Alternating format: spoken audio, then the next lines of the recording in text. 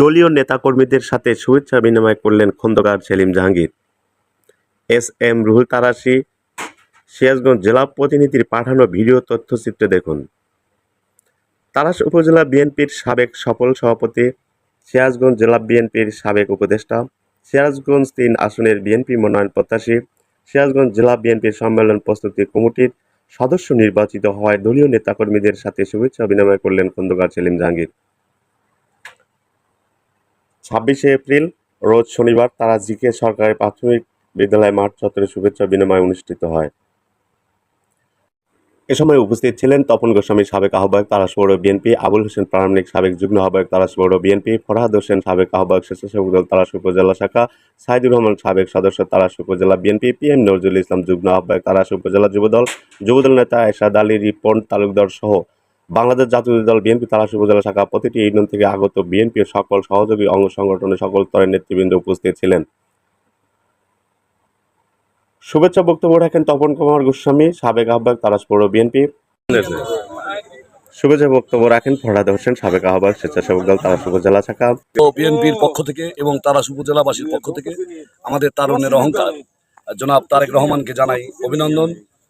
দীর্ঘদিন পরে হলেও আজকে প্রমাণিত হলো যে বাংলাদেশ জাতীয়তাবাদী দলের প্রতিষ্ঠাতা পরিবারের জ্যেষ্ঠ পুত্র এবং সর্বোচ্চ ত্যাগী নেতা বারবার কারাবরণ নির্যাতনকারী সরকার স্বৈরাচারের দোসর দ্বারা নির্যাতিত তাড়াশ উপজেলা বিএনপির সাবেক সভাপতি খন্দকার সেলিম জাহাঙ্গীরকে সিরাজগঞ্জ জেলা বিএনপির প্রস্তুতি কমিটির সম্মানিত সদস্য নির্বাচিত করায় আমরা তাড়াশ পৌর বিএনপি এবং তাড়াশ উপজেলাবাসী আমাদের তারুণ্যের অহংকার আগামী দিনের রাষ্ট্রনায়ক জনাব তারেক রহমানকে জানাই অনেক অনেক অভিনন্দন ও শুভেচ্ছা।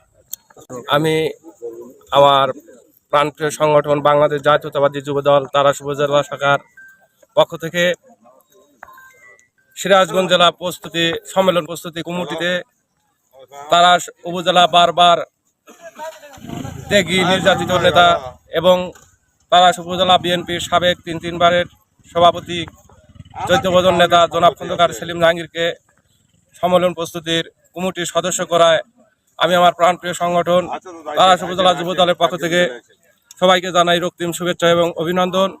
এবং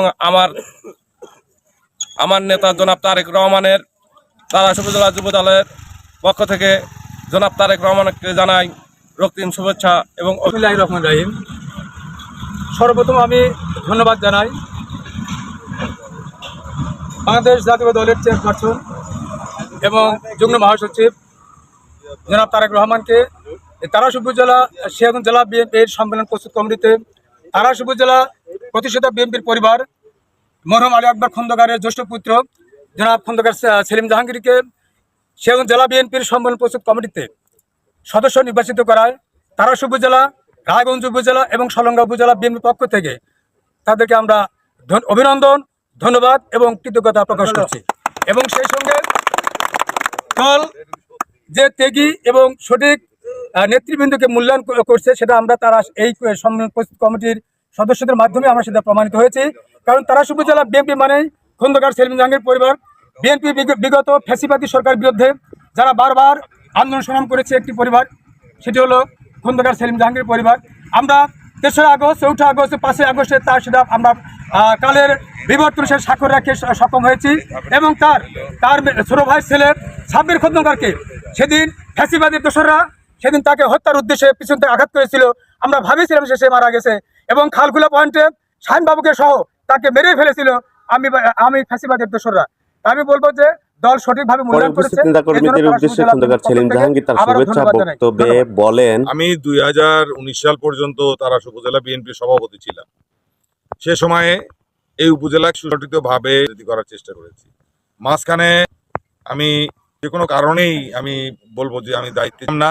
এখন আমাদের ভারপ্রাপ্ত চেয়ারপারসন তারেক রহমান, সিরাজগঞ্জের ইকবাল হাসান টুকু ভাই চেয়ারপারসনের এবং সিরাজগঞ্জ সম্মেলন কমিটির যে আহ্বায়ক আছে উনি এই আব্দুল আলিম ভাই, তো এই সব মিলে আমাকে যে দায়িত্ব দিয়েছে আমি দায়িত্ব যথাযথভাবে পালন। আমি বলবো সিরাজগঞ্জ জেলা প্রতিটি ইউনিয়নে প্রতি উপজেলাতে ভোটার দিয়ে কাউন্সিলের মেয়ে নির্বাচন হবে, কোনো পকেটটি হবে না। এবং যারা দলের ইমেজ নষ্ট করেছে আমরা তাদেরকে ফ্রন্ট লাইনে রাখবো না। যারা আগামী দিনে এবং অতীতে দলের জন্য জেল খেয়ে নির্বাচিত হয়েছে তাদেরকে অগ্রাধিকার দিব, আমাদের নির্দেশ। আর যারা এখনো আমরা দেখছি অনেকেই আওয়ামী লীগকে আশ্রয় প্রশ্রয় দিচ্ছে, ছাত্রলীগ যুবলীগ যারা আমাদের নেতাকর্মীদের উপর হামলা করেছে তাদের আশ্রয় প্রশ্রয় দিচ্ছে, তাদেরকে আমরা সাইড করে রাখবো, তাদেরকে ফ্রন্ট লাইনে আসতে দেব না।